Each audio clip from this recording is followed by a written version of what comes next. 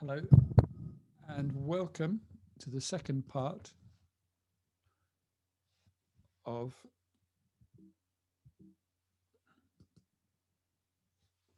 our look at dysfunctional families and schizophrenia. This is a social psychological explanation. So you would probably already, based on what you've done from the last video, you'd be able to tell me, for example, what we mean by a double bind communication. You'd also be able to tell me what a family with high expressed emotion would look like, and you'd be able to say what are the three components, what kind of behaviors go along with high expressed emotion in a family. Okay, so in this video, we're just going to have a quick look at evaluating this dysfunctional family explanation.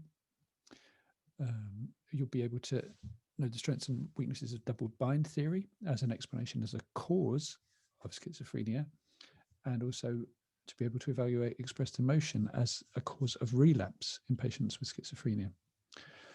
Okay, so your task is to complete the AO3 section of the summary sheet. So you should have that summary sheet in front of you. You may not fill it in straight away, but it'd be handy to have it there for reference. I also want you to set 3 multiple choice questions for your colleagues, and I want you to copy both of those things into the top of your exercise book.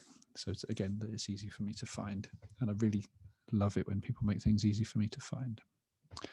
Okay, so what I've done is I've had a kind of look at a sample paragraph of evaluation.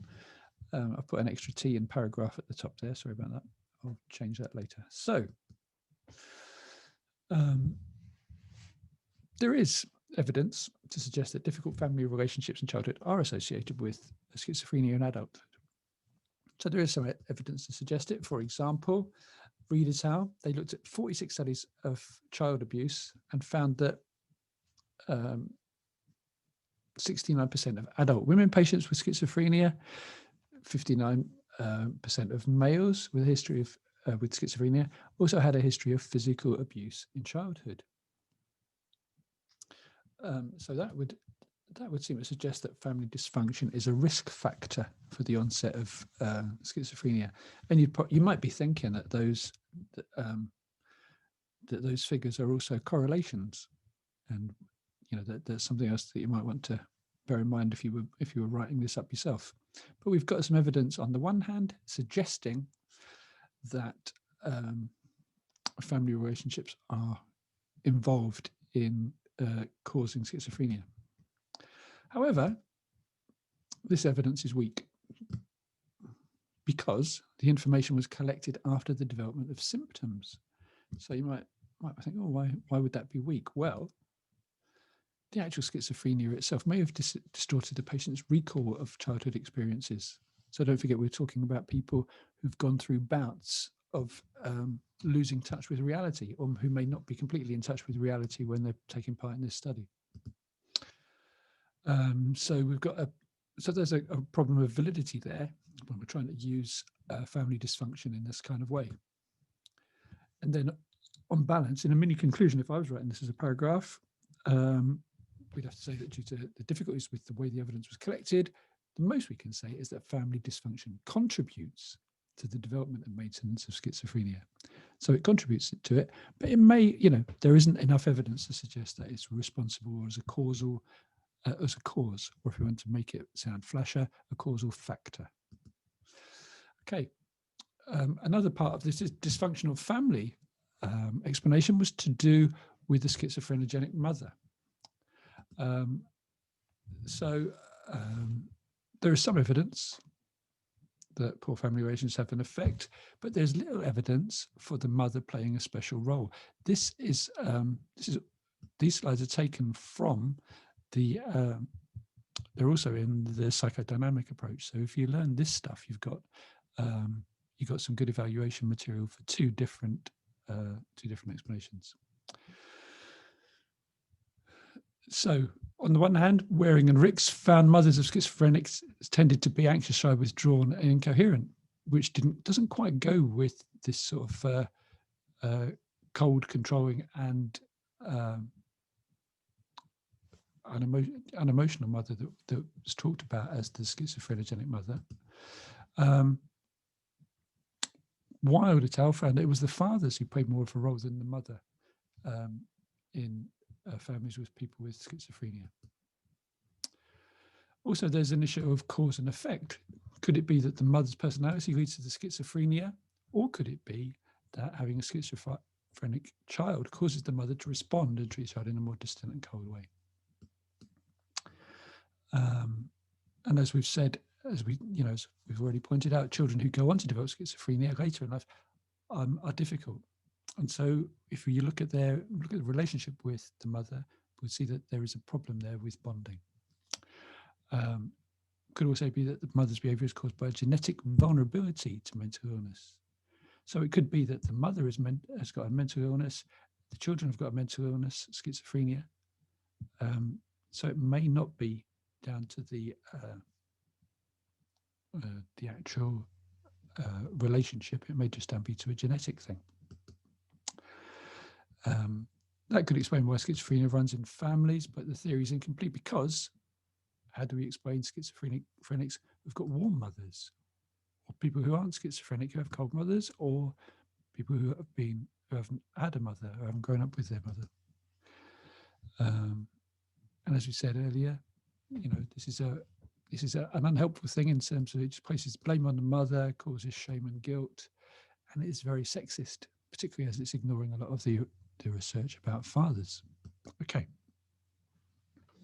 So we've evaluated and we've looked at the dysfunctional families explanation as a whole, but thinking about the parts of it now, looking at the double bind theory, Joan Liam looked at communications between parents and their children. So she looked at instructions given by parents to boys who were doing a structured task. So there were 11 in each group. So 11 boys with schizophrenia and 11 non-schizophrenics. And what Liam found was that there was no real difference in communication. The communication in the group with schizophrenia between the parents and the children was no more disordered than in the control group, the people without schizophrenia. So Liam suggested that communication differences were due to parents adapting to the needs of the child with schizophrenia, rather than the communication differences causing schizophrenia. So that's the suggestion there.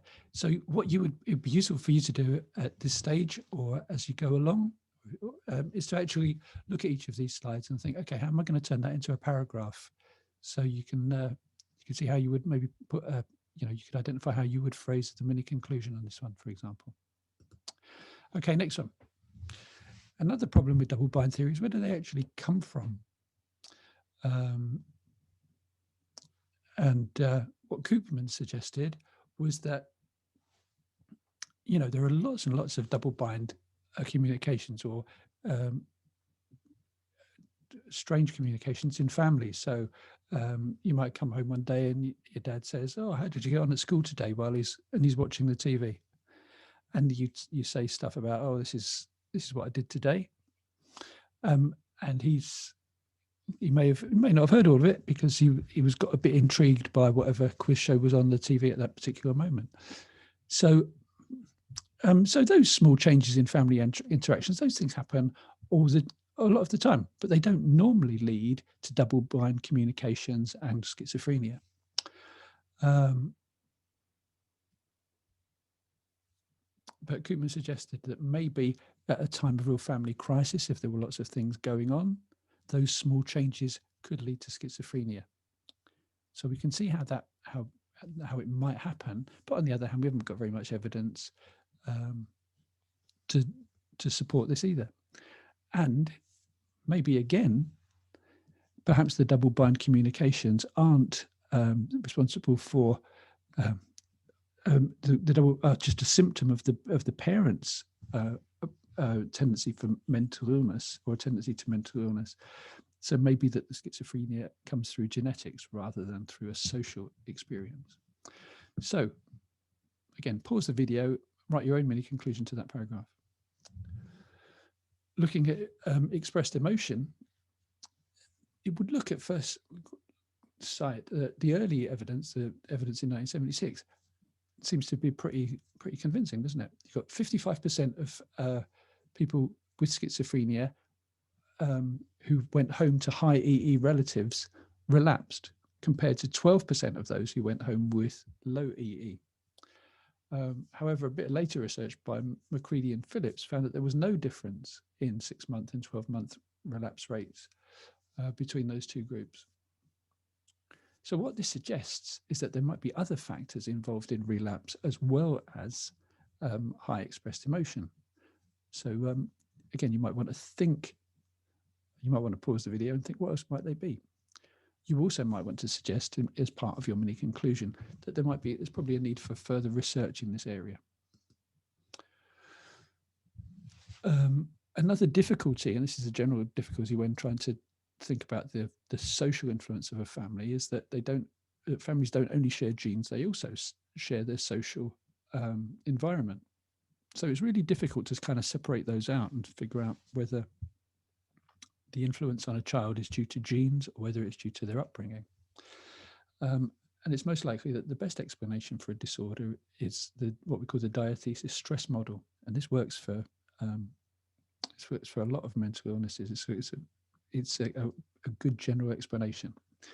So the diathesis is the tendency, a genetic tendency that someone has. So if someone's inherited a tendency to develop an illness, that doesn't mean they're going to get an illness. They would only develop schizophrenia if an environmental trigger turns it on.